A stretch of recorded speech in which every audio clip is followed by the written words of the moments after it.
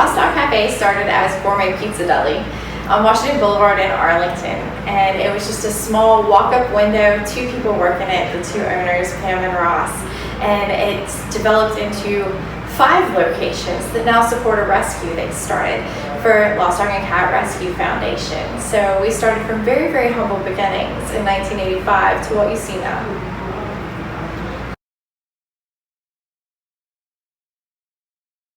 Absolutely. So Pam has always been a huge animal lover, and she's always taken in animals that needed homes to her own place, and that just kind of evolved into being able to rescue animals, dogs and cats particularly, but she's been known to take in horses. She has some donkeys that are very cute.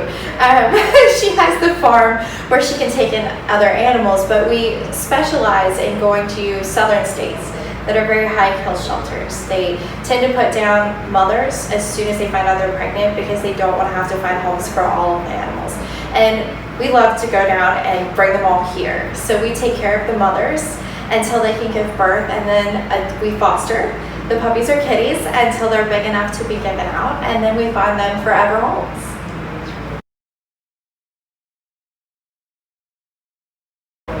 So I grew up in a hospitality family. My family were bartenders, housekeepers for hotels, that sort of thing. So we've always been service people, and it was always genetically there, I suppose. But I actually had no intention of working in a restaurant until they were building a new restaurant in my hometown when I was 19, and some friends went to work for there and said, hey, come with us. You know how it is. I was 19, I went along with the group, got the job, and it turned out that I loved waiting on people. I loved seeing them come in, maybe having a bad day, they're hungry and nothing's really going right, and turning that around, giving them someone to talk to for a few minutes, getting them some food in their belly and something to drink, and just seeing their whole day change. And while I'm doing that, you get a customer, we all do, who just, you can't do anything to please them. And so I got to the point that I would say, okay, we need dishes, I'm gonna go back there for a few minutes. And I started washing dishes, was the first thing in the kitchen. And I really enjoyed that, and I start peeking over at the people on the line and seeing what they're cooking and how they're doing that. And then it would be in my downtime when I didn't have tables, can you show me how you made that? Or where did that come from? And can I learn that recipe? And so it just became a natural progression of working my way through the restaurant. And of course, the managers see that. They see that I have that interest because that curiosity is what keeps you moving up. And so they were quick to say, let's get you on a management path.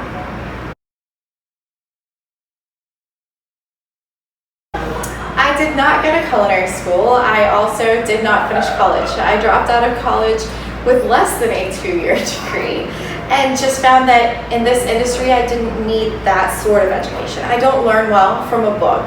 It's not for me. I learn better from seeing you do something and then you let me try it. So if you're that kind of student, I don't think that school is necessarily the way to go in this industry. In this industry, it's getting your hands on something.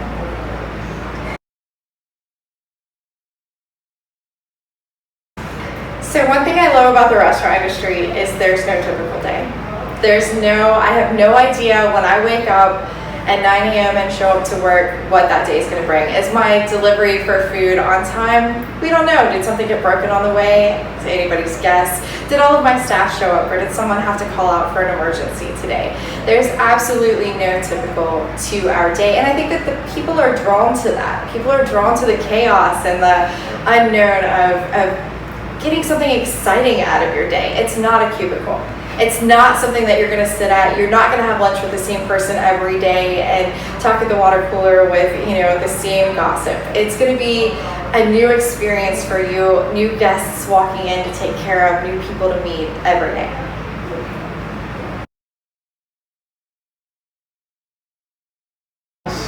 Oh, I love that question, because there is the average restaurant and how their front of the house and back of the house correspond with each other, and then there's Lost Dog Cafe. So I've worked in those restaurants. I've worked for Outback, Chili's, you name it, I've possibly worked there. And you don't have a lot of communication. Maybe they are fine with each other, they just don't know each other. Maybe they don't like each other, you never can tell. So one of the first things I did when I started managing for Lost Dog Cafe was implemented games on the weekend, and I would do a trivia quiz of everybody in the whole building, one fact about them. Your goal was by the end of the day to have answered who that fit in the restaurant.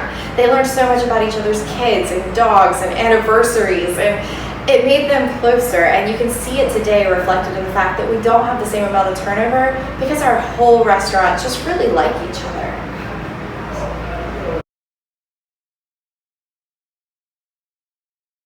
So I don't really do celebrity chefs or reality TV. I don't honestly have a lot of time to keep up with it. But definitely looking back through my career, there was a pastry chef at one of the restaurants that I worked at. Her name was Nikki, and I know that to this day she has no idea the impact she had on my life.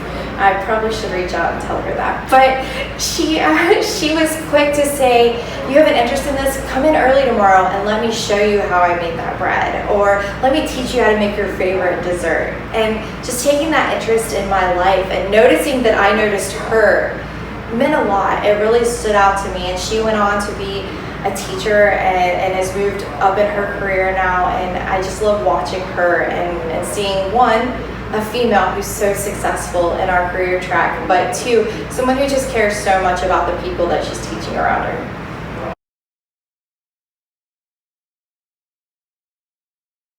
So for anybody who's interested at any age in getting into this industry, from as soon as you can work, and I know for 15-year-olds that's a work permit, 16 is definitely a lot easier, but talk to a restaurant you love, talk to people you feel comfortable with. Maybe there's a place that you and your family have always gone, or someplace you and your friends like to hang out, because they're always looking for help. And if you truly have a passion for it, we're looking for you, and we're hoping that you find us. So go out and make those connections and have that conversation, because I guarantee you'll find somebody on the other end that wants to hear that.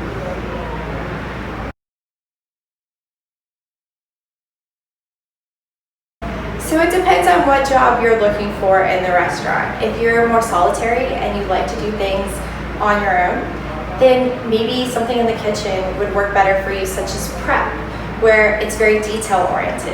And you spend long hours, mostly by yourself, maybe with a very small team, putting things together. So that could be an area to go. If you are very gregarious, you love talking to people and making new friends constantly, you need to be hosting, you need to be serving, doing something in the front of the house where you get to do that. Whatever it is you're good at, if you want to be in a restaurant, there's a place for you. And it's just doing that sort of interview with them, interviewing the person that's interviewing you also, to make sure that they're going to know exactly where to fit you, exactly what you're going to be good at, first of all, but what you're going to love. Because if you love it, you'll excel at it anyway.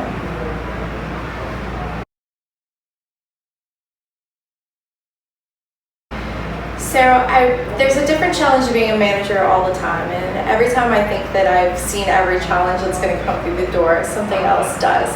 But I will say that probably the number one challenge is making sure that your rules are consistent and still having a heart.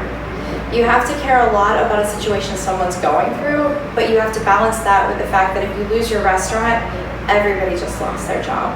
So it's balancing head versus heart constantly and coming down on the side of people every chance that you get.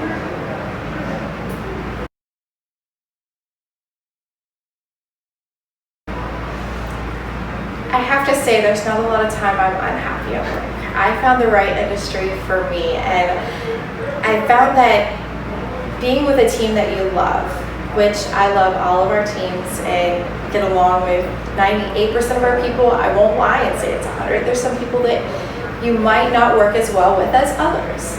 And I would say that I'm happiest when I can be in the middle of dinner rush with a crew that I know is going to crush it. And we have happy people coming in and out the door for hours on end, and we don't miss a beat.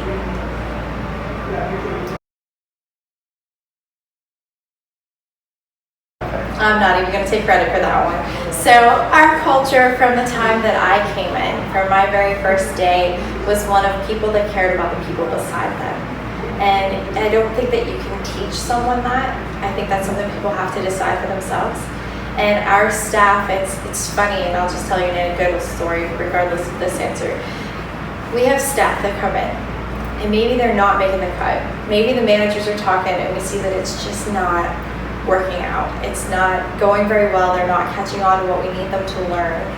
Our staff are very quick to, if you are friendly, if you help out, And if you feel a sense of community with them, to rally around that person. They're like, okay, look, we're gonna try it this way and see if they get it. And they will come to management separate from that and say, hey, look, we see you.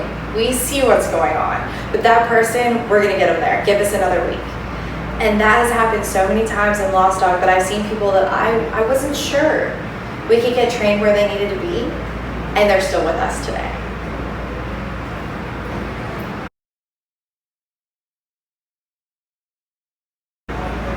Hospitality to me is that warm feeling you get when you're taken care of. When somebody meets maybe it's your hunger or your need to talk to someone or just to see someone smile and be there for you. Hospitality is just a feeling.